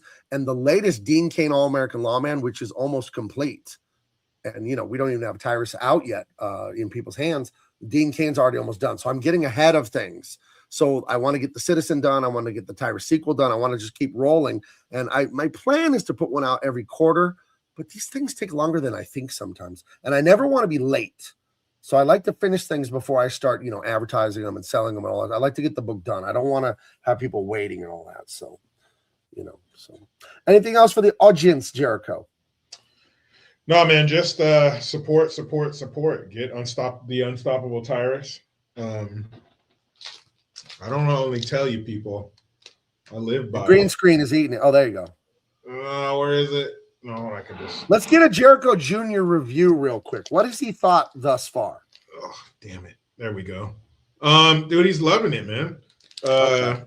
Does he have a favorite character? Does he have a favorite character? Oh, Tyrus. Okay. Easy. No, we've done the same thing that we've done with all the other books that you've made is bedtime. So it's the carrot dangling at the end of the day. Makes him get his pajamas on a little bit faster, brush his teeth a little bit sooner. Not faster, but sooner. Don't cut corners brushing your teeth, kids. But yeah, he still has that excitement. Like I said, it was his birthday yesterday, so he's 10 now. You know, he's a distinguished gentleman now, but he's still, you know, he's all about it, still excited. He told me, he goes, Dad, he's like, when I woke up this morning, he's like, I felt more mature. I felt 10. Really? I was like, what does that feel like? I don't know. I just feel it. Okay. That's awesome. So, what a time. I remember being 10, some of the happiest moments of my life. Nintendo Power Magazine, G.I. Joe cartoons, Star Wars, pro wrestling, The Legend of Zelda, Mega Man. Oh, what a time. Good times, man. So I'm going to get him a little smoking jacket, you know, since he's mature. And then those candy cigarettes that blow out the powdered sugar or whatever. Yeah, maybe give him some apple juice on the rocks, you know, a little instead of cognac. I'm not quite ready for cognac. Yeah. But he says he's more mature now. Well, we'll see. Real quick, you see the timer on the website here. You have 38 days, 4 hours, 7 minutes, and 13 seconds to get a first printing. All the orders we get by then, the end of the 60 days, that's it for first printings. We'll make the book in the future, but it will not say first printing inside of it. Further, there's a trailer there. All the perks are on the right-hand side. Beautiful pictures of me, Tyrus, and Philippe. And then, if you can't wait to read the Unstoppable Tyrus, read the first 4 pages, not of the book, but it's a funny scene where he sees himself blue for the first time in the mirror. And I write a few jokes in here that are pretty good. And we find out a little bit of the lore, what's going on. We're introduced to some of the bad guys, but it's just 4 pages. It will not spoil the whole story for you. And then there are also some character bios on that page too, which is a little bit of example of art of each character and a little quip of each one on there. Mm-hmm. So go check that out. And of course, pick your favorite cover. I would recommend getting all 6 covers. And there you go. And get a t-shirt while you're there. That's the Unstoppable Tyrus. The link is in the chat. It's also in the description. And I'm Big Man Comics and Gabe Eltaeb all over social media. He's Jericho Green, JG Jock. Damn it. JG Talk 2. There you go. JG Talk 2 on Instagram.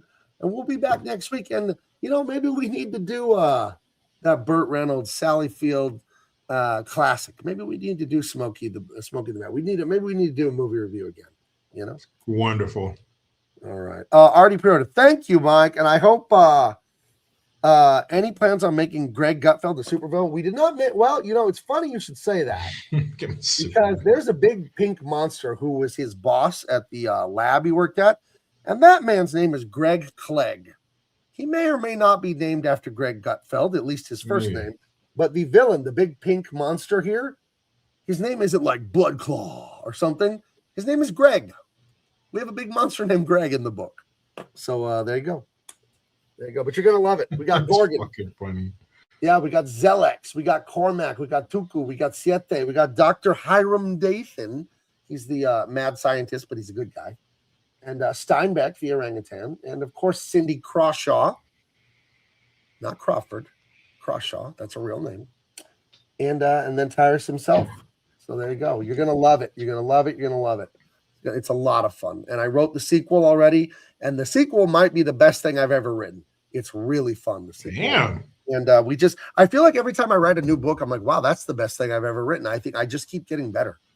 Well, I'm not trying to toot my own horn or be a braggart. And I'm just saying this because I feel it's factual. I love what I do so much that I'm always trying to get better. And that isn't lip service. Look, I'm going to Animation University. There's no reason for me to do that. I'm fine. I'm good at what I do, but I love what I do so much. I'm always studying it and trying to get better because I'm going to live once, man. This is it.